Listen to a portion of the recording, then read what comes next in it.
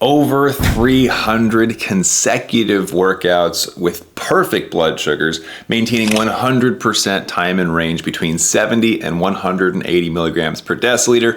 And I finally found the one that knocked me off of my streak. I finally failed out of that perfect blood sugar range. Now, in today's episode, we're going to talk about the one workout that finally destroyed my blood sugars, and really the lesson that I learned that I hope to transfer to you, this lesson that might save you from some frustrating blood sugars, whether it's low blood sugars or high blood sugars surrounding exercise, because you can experience both. There's a lot of misunderstanding around, especially type 1 diabetes and exercise, but also non-diabetics and diabetics alike, that I want to break down in this episode and just give you the answers. Now, over 300 workouts that I did were also specific for triathlons, and then now training for a half Ironman. And in my most recent workout, a 60-mile bike ride, learned a very important lesson that was almost a dangerous lesson learned as well. If you don't know who I am, my name is Matt Vandevecht. I am a certified master fitness trainer and nutritionist, which also made it a little bit easier that as somebody living with type 1 diabetes, I sought perfect blood sugars through those workouts. I'm going to give you guys the keys to the kingdom in today's episode. I hope you find it useful and enjoyable as I break down this ridiculous story and the reason why I can't walk today. Let's get into our episode. I've spent the last 10 years pushing the limits while identifying trends and patterns in my type 1 diabetes management. Follow along as I learn, apply, and share the fitness, nutrition, and lifestyle strategies that I've learned from diabetes experts around the world. The real question is, how can we live fearlessly with diabetes while maintaining stable blood sugars? This podcast is here to give you the answer.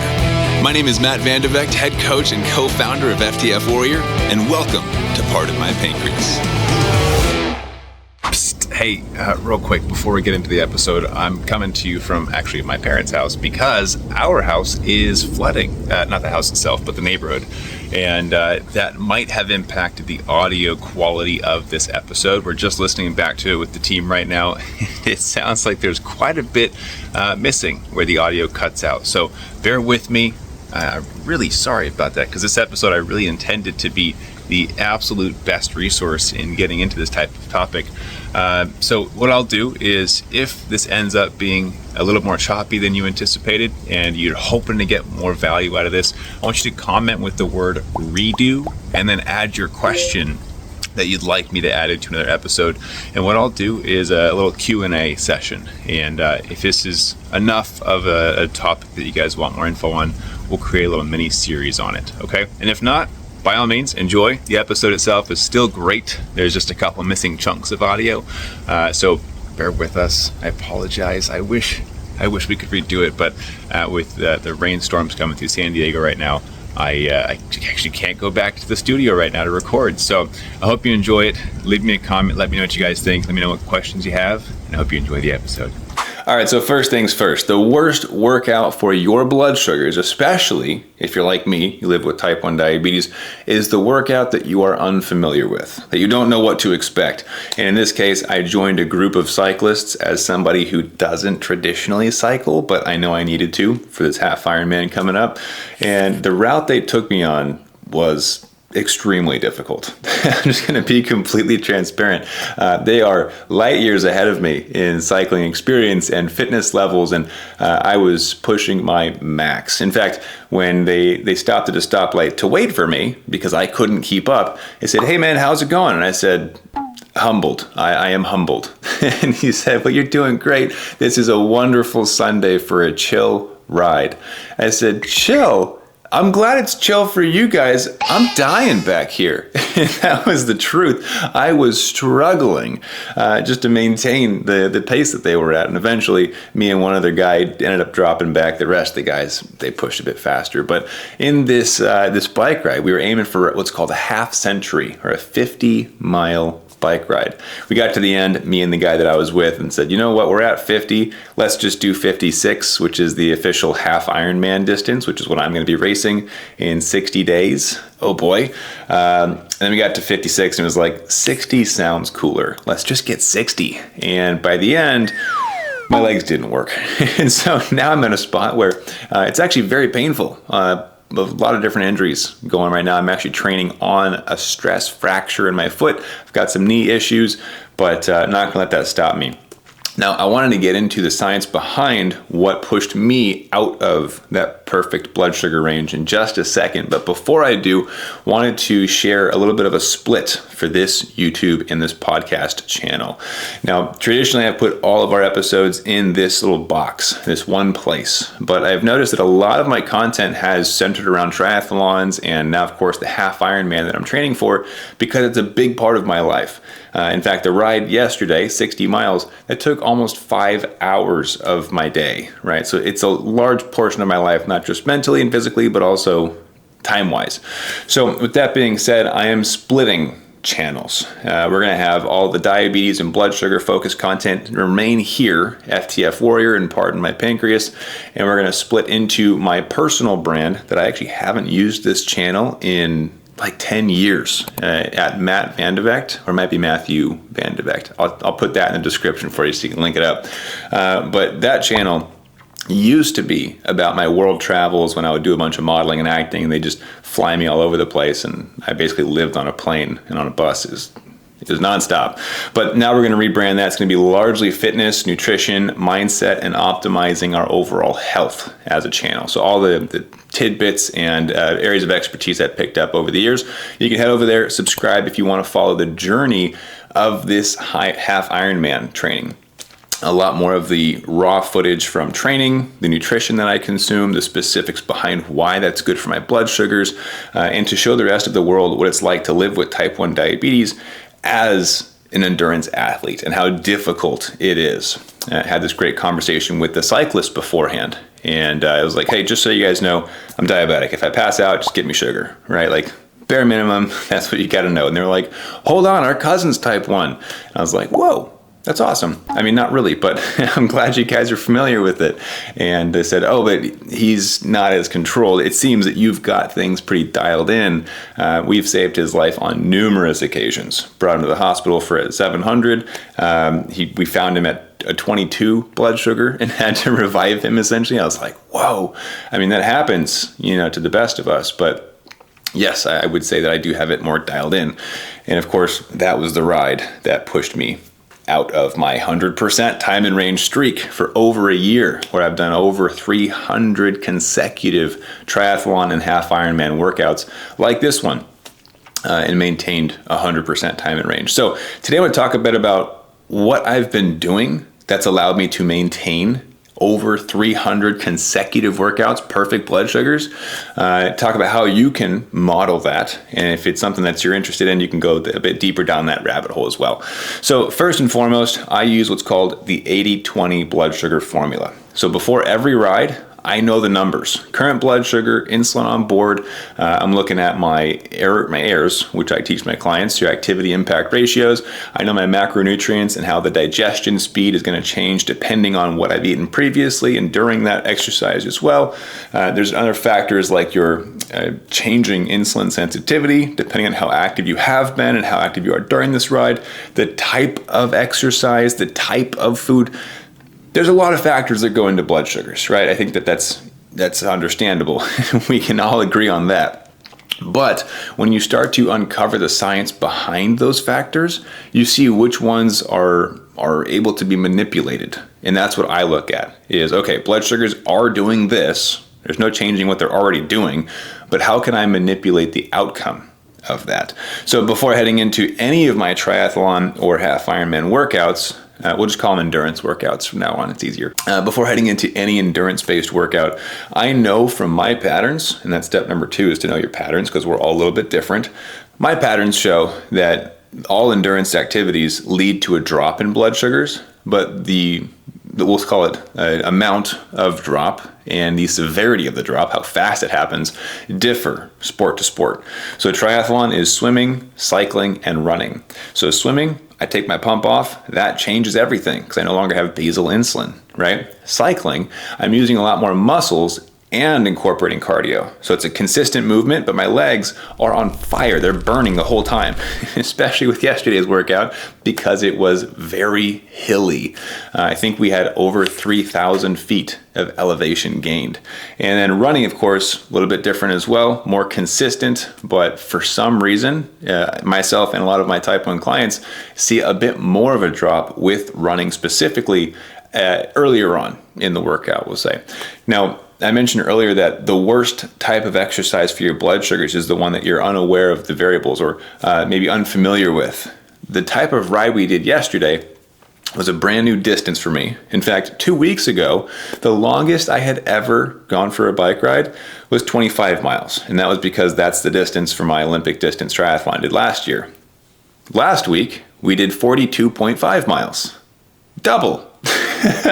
This week, we did 60 miles. So in 2 weeks, I almost tripled my distances. And I did the same thing for running. A few weeks ago, started off, was embarrassingly at 1.5 miles.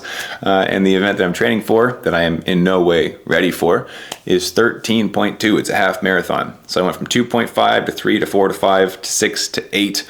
And at 8, ended up getting a stress fracture in my foot. I was training too quickly. And if you see me looking off screen, I'm making sure that my daughter is still sleeping, which also is tricky. Training for an endurance sport like this is, of course, taking care of my toddler. But all that to be said, looking at the blood sugar strategies for these different types of exercises, cycling, for the most part, aerobic, it's a consistent effort. But yesterday, I was unfamiliar with this course, and the course turned out to be very, very hilly. So like I said, lots of elevation gain, somewhere between 3,000 and 3,700 feet of climbing, of elevation on a bike. Over 60 miles, of course, as well. So difficult, but what I noticed over the last 2 rides that I've done with this group in these hilly segments is that during the hilly section, my blood sugars absolutely plummet. I'm talking about I consumed 100 grams of carbs in the space of 30 minutes, and it continued to drop. And so when I did get pushed out of range on this specific ride yesterday, admittedly, because I want to keep everything completely honest and transparent with you guys about what I go through with my blood sugars as well, it was difficult to maintain the plan when you have other people's schedules, right? So other people were running late. I had already eaten my snack. That would give me a buffer. So what I like to do is I snack before I go out for endurance activities, and I snack during, and then if needed, I snack afterwards. And by snack, I had already eaten some dates and an RX bar, and somebody was about 15 minutes late, and that 15 minutes pushed me from, I think I was at 160, which is right where I wanted to be before a 60-mile bike ride, pushed me up to 194. I was there for 5 minutes, came back down to 181, and then back down into 175. So for 10 minutes, I was out of range, and there goes my hot streak of 300 consecutive workouts. Oh man. But that is the difficulty. That's difficulty number. All the different variables, right? So for me, one of the big secrets, of course, is the blood sugar formula. I use that. I teach that to all my clients. It feels like magic. It's insane. I spent 2 years developing this blood sugar formula, and it works like nothing else I've ever experienced. We have medical teams that come through our programs just to learn the blood sugar formulas that we teach. It's that powerful. But step number 2 is the more you have control over the other variables, the environment, the timing of the exercises, the easier it is, right? So if I have space to say, we're starting now, it's way easier. I know we said we were gonna start right now, but we're now starting in 30 minutes, which is what happened the week before as well. So when you have other schedules to consider, it does get more difficult. And for an endurance-based activity where you are playing with some very volatile variables, it is critical that you maintain control over as many of those variables as you can. So I had my backpack stuffed full of carbs, and to fully explain why it's carbs, and I was expecting a massive drop, aerobic activity in general, we'll just say cardio, right? So like walking, jogging, those tend to drop blood sugars for most people. And ultimately, the glucose is being burned at a faster rate than it's being released by our body. So we also have stored glucose. Without getting too far into the science, I'll point you guys towards a different training that goes deeper into this. But we are burning the glucose in our bloodstream, which is why we see blood glucose levels plummet, right? And so during this ride, which was largely aerobic, there was a segment I told you about with fluctuating largely. Muscles are being incorporated. My legs were on fire, where I would argue it mimicked an anaerobic workout, which is more resistance training, right? Big gears on the bike, push, push, push. My legs are just dying, right? During that segment, I noticed my blood sugars completely dropped like a rock. It was incredible. That's where I had the 100 grams of sugar and it did nothing. Over 300 grams of carbs. I also turned my insulin pump off for a 30-minute segment and a 10-minute segment at 2 different points in the ride because the carbs that I was consuming seemed to be doing nothing. It was wild. And so an unfamiliar workout is by far the most dangerous because I knew I was going to drop and I knew I needed at least 200 carbs. I had 40 grams of carbohydrates before we started, which is why I hit 194 because the timing was just a little bit off. And I mean, it's somebody who doesn't know what to expect, somebody who doesn't have their blood sugar formula set up in place, this could be detrimental. Especially because we were biking, we ended up cycling through 11 different cities. And to get between the different cities, there's nobody out there. So if I was not ready for those drops, if I didn't have a backpack full of sugar ready for that, I could have had a severe urgent low blood sugar, passed out on the side of the road. Nobody would have ever found me or gotten to me in time, and I'd be dead. It's critical that if you live with diabetes, that you understand the inner workings of exercises. I've seen people pass out like that from a walk. And it's not to scare you. I don't say that to say you should shy away from exercise. I'm pursuing a half Ironman, which I will also say has me nervous. I want to be completely transparent with you, and I'm going to share a lot more about this on that other channel of mine, the Matt Vandevecht page on YouTube. I'm nervous. These are distances I've never pursued. The longest bike ride I've ever been on in my life before this was like 4 miles. The longest run I had ever done was 3, and it's because I was training to be a firefighter, and that was the bare minimum. So actually, that's a lie. I did 6 miles in college because as a collegiate athlete on the rowing. Anyways, I share this because this entire practice, this does make me a little bit nervous. It's a little unsettling to think about being out in the middle of nowhere, and all I have with me are my wits and what I've packed in my backpack, right? But it's possible when you know what variables to look for. Types of activity we're focusing on right now. Aerobic, for the most part, drops blood sugars for most people. Anaerobic usually causes a spike in blood glucose levels. If you go lift weights, for example, or do an Orange Theory class or high intensity interval training. Now there's a lot of science behind that as well. I don't have time for it. I'll give you guys a little training. Is that there are counter-regulatory hormones that can be at play. Adrenaline, cortisol. We've got muscle glycogen stores dumping. The liver is dumping glucose. A lot of things can lead into this, but that's what the pattern for most people is. What's interesting is that I mentioned with this hill climb that I was doing, where it probably was closer to anaerobic, where it was up and down, heart rate is varying a lot, but I saw my blood sugars plummet instead, and I was unfamiliar with that. I had never done hill segments like that in my life, especially in the middle of a 60-mile bike ride, because that was a lot of firsts for me right now. But I want you to understand that these things are possible, but they are massively easier when you've got a few different pieces in place. One, your blood sugar formula. That's what we help people set up in our coaching programs. That will give you the biggest advantage over any other person surviving with diabetes to thriving with diabetes, where you don't have to train for a half Ironman, but you could. You don't have to go enter an eating contest, but you could. So it opens up a lot more flexibility and freedom to where you're able to eat the foods you love, do the activities you like. Daughter, let's check in on her. Yep, she's still napping. Cool. My daughter, super active. She's actually really fast too. Gonna see if she wants to hop into triathlons in a few years. But chasing her around would be a nightmare for my blood sugars. Predict stable blood sugars. That's the kind of stuff we teach our clients. So when looking at the worst types of exercises, the worst types of foods, the worst types of lifestyles, the worst of everything is just the one you don't have a plan for because you're unfamiliar with it.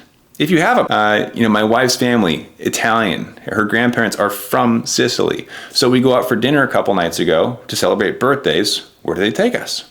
A little hole-in-the-wall Italian restaurant. There's no carb counts. The food, there's nothing to compare it to because it's all made in-house. I got a bowl of pasta, I got calamari, I got a shrimp Caesar salad, tons of food, and it was delicious, right? These things are possible only if you have your blood sugar formulas set up. That's the key, okay? Step number 2, I've been connecting with other triathletes, other Ironman athletes who live with type 1 diabetes. If someone else has done the thing that you want to do, like achieving stable blood sugars, just go to the pros. Go to the experts and say, hey, I have a few questions, right? Or I'd like some guidance on this. Or, which I also did, I'd like to hire you as a coach because you're really good at this. And I hired somebody to walk me through how to do this stuff because I've never done endurance sports in my entire life. In fact, I hated them for most. All that to be said, which I keep saying, I've said that phrase a lot. Ultimately, there you go. Ultimately, it's about finding the shortcuts in life, finding the coach or the expert or the mentor who can give you the answers so you don't have to go through trial and error. If I didn't know what I was doing, guarantee you, I would not have thought to consume 100 grams of carbs in 30 minutes while my blood sugars were at 150. That doesn't sound like a good plan, does it? 25 and 135 for the next hour of the bike ride. Because I had 100 carbs before it was even necessary, right? So being able to be proactive, that's kind of the final step here, is being proactive with the strategies, with the lessons you've learned from the mentors. Actually thrive with diabetes. So I got 2 pieces of homework for you. First one, if you want to follow the half Ironman journey, and then of course beyond that, diving deeper into nutrition, recipes, blood sugar health overall, optimizing both our fitness and our mind. It's not a company, it's just me. Going to post in what I find helpful, posting my journey, the stories, and then I'm going to post our first multi-video series of the half Ironman journey, probably later this week, and it's going to go over, should have been the end of this journey. And I mean, including the one right now where I can't walk, at least I'm wobbling, currently on a stress fracture. And what's wild is that it's not my first stress fracture. I've hit my hip on my last race. This has been a wild ride, and I want to share every piece of it with you guys. And so that's going to be on that channel. But then beyond that, we've got some exciting partnerships that we're going to bring you guys on that channel as well, doing some giveaways, both with food, exercise. It's either Matt Van de Vecht or Matthew Van de Vecht. Yes, I know it's hard to spell, so only the true fans are going to find their way to it. You can Google it, but that'll be a great spot. So first step, if you want to follow the half Ironman journey, and then beyond my own, then go over to that page, Matt Van de Vecht. Second piece, for all of my type 1 diabetics, or we'll say insulin-dependent diabetics. I've worked with a few type 2s, 1.5, a lot of gestational. If you're taking insulin, realm, and blood sugars, look at how I was able to maintain 300 consecutive workouts at 100% time and range while doing 8-mile runs, 42.5-mile bike ride. I broke a personal record, so I'm kind of okay with it. Plus it relieves the stress of maintaining a streak of over 300 workouts.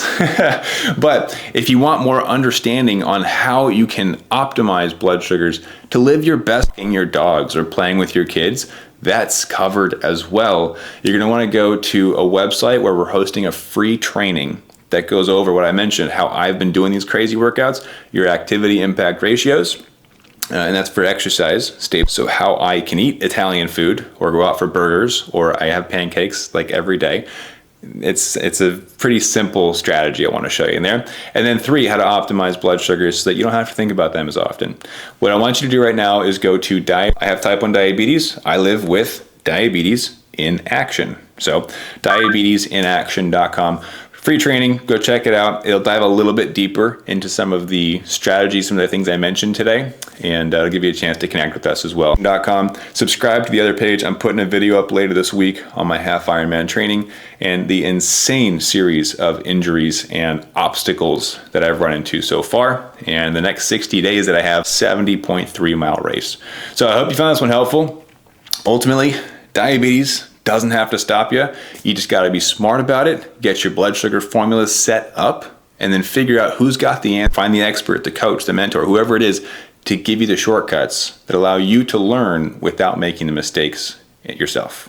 Okay, so again, hope this was helpful. Hope you enjoyed it. If you haven't yet, hit the subscribe button as well so you can check out the next one and keep up the fight.